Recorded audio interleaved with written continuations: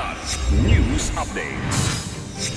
Mga balita ngayon, barkong pangisda ng China sumadsad malapit sa Pag-asa Island. Higit 100 banyagang iligal na nagtatrabaho sa Pilipinas na ipa-deport na. Carlos Yulo nagwagi ng 1 gold at 3 bronze sa Asian Gymnastics Championships. Ako po si Cesar Soriano para ihatid ang mga nangunang mga balita sa buong kapuluan. Ngayon, Ikinabahala ng mga mangingisda ng Pag-asa Island ang isang Chinese vessel na sinasabing sumadsad malapit sa isla nitong weekend dahil sa masamang panahon. Ayon sa mga nakasaksi, isang barkong pangisda ng China ang nakita nilang sumadsad sa mababaw na bahagi ng dagat sa silangan ng isla.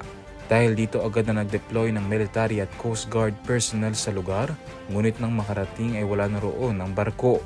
Hinila umano ng 2 Chinese Maritime Militia ang nabalahaw na barko. Paliwanag ng Armed Forces of the Philippines o AFP, walang indikasyon na nais manghimasok sa teritoryo ng bansa ang barko.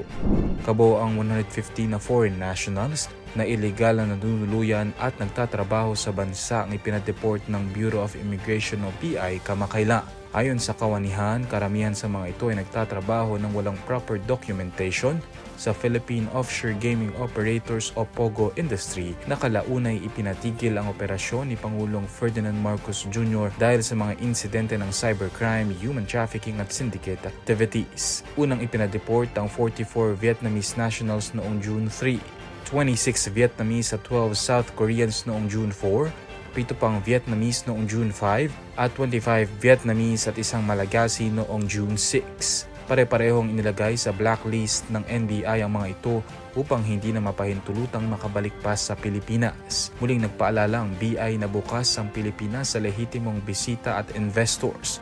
Ngunit sino mang masasangkot sa illegal na aktibidad ay mananagot sa batas.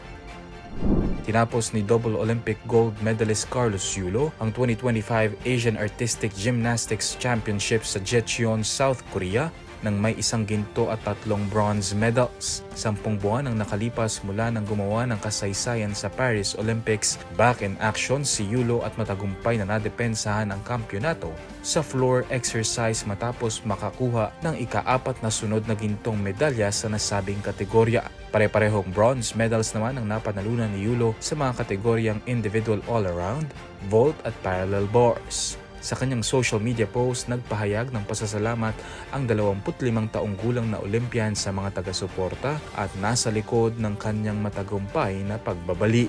Para sa Kidlat News Channel, ako si Renzel Lenon, nag-uula.